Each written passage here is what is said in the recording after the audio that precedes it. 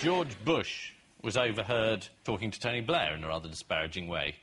That's right. Calling him Yo Blair. Those two girls, are they the ones who were singing at a football stadium or something, and some fans started booing at them, and they took the microphone and they deliberately started swearing and turning the air blue and saying all sorts so of... they're the odd ones out. They did it deliberately, and the others were caught by accident. Yep, Mr. Charlie Brooker. Right. Marvellous. And also, the weird fact about them is they're actually conjoined at the hair. Yeah. Decent haircut, sort them out. Do you want to see the twins? Yeah. Here they are, performing Slade's Come On, Feel the Noise. And here they are feeling the noise, which was mainly deafening boos. And here they are being arrested.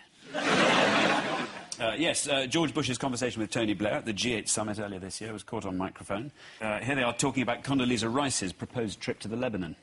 I told her you're offer too. Well, it's only if it's, if she's gonna, or if she needs the ground prepared, as it were.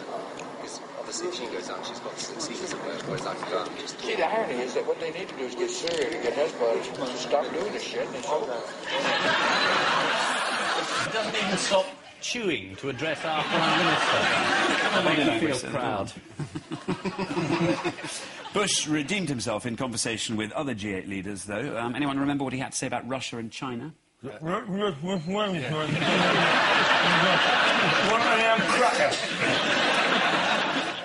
No, he said, Russia's big, and so is China. I've got an atlas, and he's not wrong. Ferenc Tchechanya was heard on microphone saying, "We f***ed up, not a little, a lot. We lied morning, evening and night. We've done nothing for 4 years." If you're listening, New Labour, a possible campaign slogan there. And I want to see a film of the Hungarian PM dancing. It's him pretending he's Hugh Grant in the classic movie Love Actually. See if you can spot where the Hungarian Prime Minister takes over from Hugh Grant.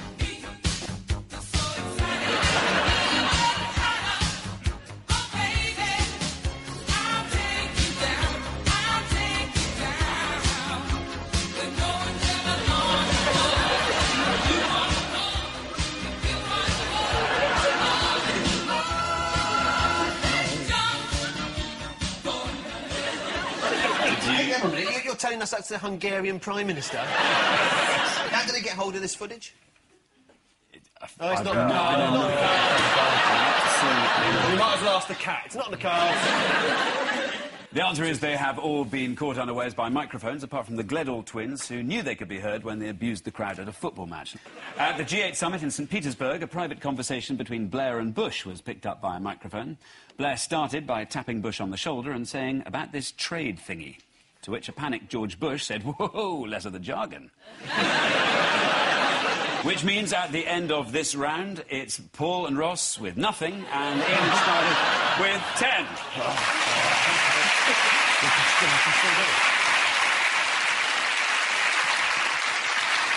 We can pull it back. We can pull it back. Time now for our Missing Words round, which features as its guest publication Toothpick Bulletin. I get this. Publication of the National Toothpick Bulletin. Get those cards ready. Yeah. And we start with drivers told what by rude road signs. Is it your mum's a slag? 50. Drivers told where to go. Yes, that was it. Yes, after someone hacked into the computer system at a car park in Crawley, drivers were surprised to be told by electronic signs to f*** off. Mind you, that's Crawley for you. But in Crawley, that's actually wise advice, isn't it? Isn't it the Tourist Advice Bureau? Isn't that their slogan? Yeah. Welcome to Crawley. Now f*** off. Crawley, twinned with somewhere that you should f*** off to. And the next sign says, "Oh, and by the way, your mum's a slag." Now f*** off. The problem was spotted by one woman at 6:45 a.m. as she drove into Park, and the council finally rectified the problem by 9:05, just as she finished reversing into a space. Next, what is rarely seen with an uncrimped rim? Eamon Holmes. Is it some sort of ornamental toothpick holder? I think that's as close as anyone's going to get. The answer is design parallel Greek key. What the... I echoed that woman in the audience went, what the Where are we, Crawley? This is from Toothpick Bulletin. The annual letter to members states, we've had a good year with nearly 100 new members. We lost about 70 due to death. Not all of them suicides. Next. Jim fixes it for what? Is it Jim fixes it for everyone he meets to be really creeped out? How's about that then? Oh, get him away. Did he for himself? Yes. He wrote to himself. Absolutely right. Yep, and said, he has. Dear Jim, could I have another show? And he said, you can. Absolutely right, That yes. wasn't quite his accent. That's he puts right. it on for the cameras. All that how's your father stuff, rubbish.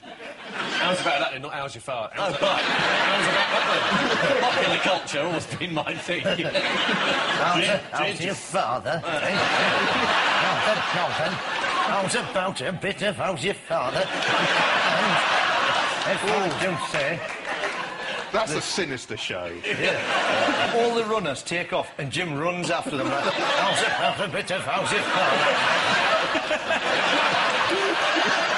That's why he's been training all those years on the marathon. He's not interested in that. That's why he wears a tracksuit all the time. Yes, the answer is Jim fixes it for his TV return. The series, starring 80-year-old Jimmy Savile, won't be filmed until next year. Sounds like a bit of a gamble. And finally, how much longer can we ask the Queen to what? Does it give blowjobs to gypsies? It's a constitutional requirement. Since 1568. Edward VII hated it. How much longer can we ask the Queen to keep on globetrotting, is the answer. That's the same thing, isn't it? The Queen has had to cancel some engagements recently. She put her back out backstage at the Royal Variety Show after stopping to chat with Ronnie Corbett. So the final scores are Paul and Ross on nothing, Ian and Charlie have 13.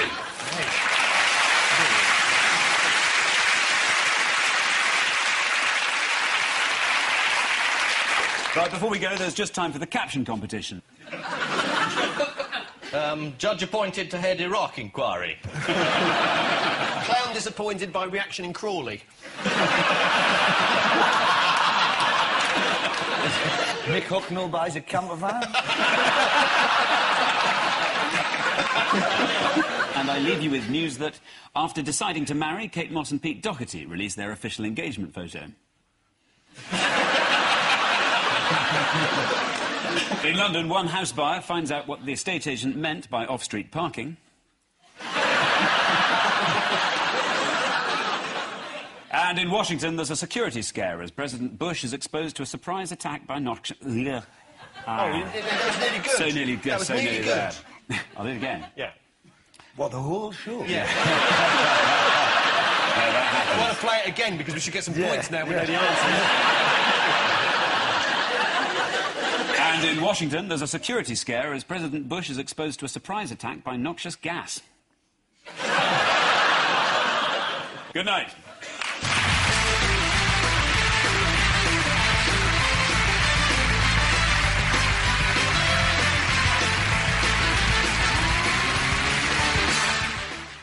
I bet you have tons of stuff in common. Like what? I don't know. What do you like doing? Nothing. There you go. That's a start. Not Going Out, next on BBC One.